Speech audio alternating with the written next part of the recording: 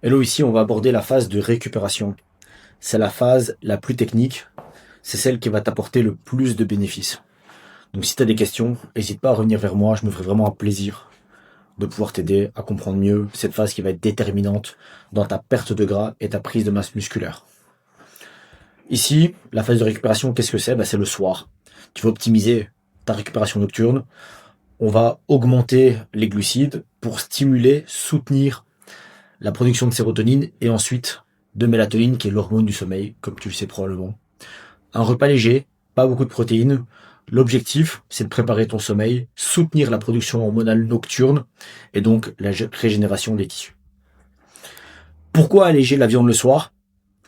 Simplement parce que une protéine, c'est une chaîne d'acides aminés. Et dans la viande, il y a une chaîne d'acides aminés qu'on appelle les BCAA. Je vais expliquer dans les détails pour que tu comprennes en quoi ça consiste, mais je ne vais pas aller dans la physiologie fine. Ici, les BCAA, c'est trois acides aminés. C'est la leucine, isoleucine et valine. Le problème, c'est qu'elles utilisent le même transporteur qu'un autre acide aminé qui s'appelle ici le tryptophane, qu'on trouve en moins grande quantité dans la viande. Si tu manges trop de BCAA, si tu manges trop de protéines animales, en réalité, cette compétition entre la BCAA et le tryptophane est remportée par les BCAA au détriment du tryptophane. Ici, un repas léger avec des glucides, l'insuline fait capter les BCAA par le muscle, et donc en fait tu assimiles beaucoup plus les BCAA. Résultat, si tu diminues forcément les BCAA, le tryptophane a le champ libre et est assimilé. On va voir comment il est assimilé par le cerveau. Le tryptophane est converti. Ce que je vais dire là, c'est juste pour que tu comprennes le mécanisme. Faut pas nécessairement retenir, mais ça va être très intéressant par la suite. Le tryptophane est converti en 5-HTP pour 5-hydroxytryptophane, qui est converti lui-même en sérotonine. La sérotonine, c'est l'hormone du calme, de l'apaisement, de la sérénité. Sérotonine, sérénité. Une fois qu'il commence à faire noir, une fois qu'il n'y a plus de lumière bleue autour de toi, la sérotonine est convertie par la glande pinale en mélatonine, l'hormone du sommeil. Et il faut savoir que la sérotonine et le cortisol, l'hormone du stress qui te tient éveillé, qui te tient alerté, ça fait vase communicant. Quand ta sérotonine est haute, ton cortisol est bas, et inversement. Si ton cortisol monte, ta sérotonine diminue. C'est vraiment deux hormones qui font vase communicant. Et il y a une autre hormone qui fait vase communicant, qui s'oppose, c'est le cortisol et la testostérone. Quand ton cortisol est haut, ta testostérone est basse, et inversement. Ça, c'est simplement par le fait que la testostérone et le cortisol ont un précurseur commun qui s'appelle la 17-OH-progestérone. Je te le dis, tu retiens si tu veux, mais voilà. Donc un schéma pour que tu comprennes. Si la sérotonine monte, la mélatonine monte également, parce que la sérotonine est convertie par la glande pinale, par une glande dans le cerveau, en mélatonine.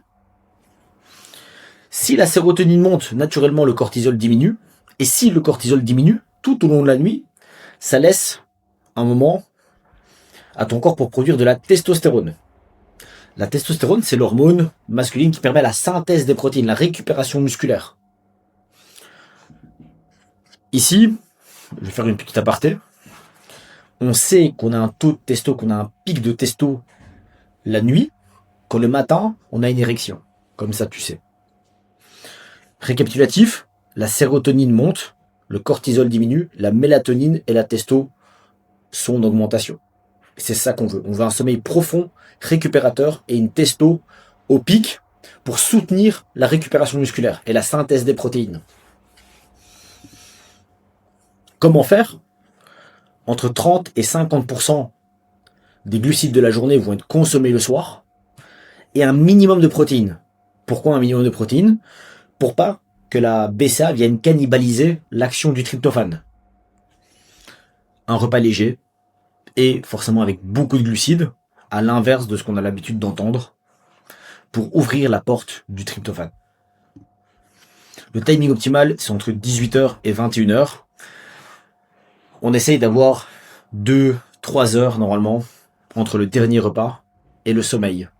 Forcément, si tu as un repas juste avant de dormir, bah, ton corps il devra choisir entre le repos, la récupération et la digestion.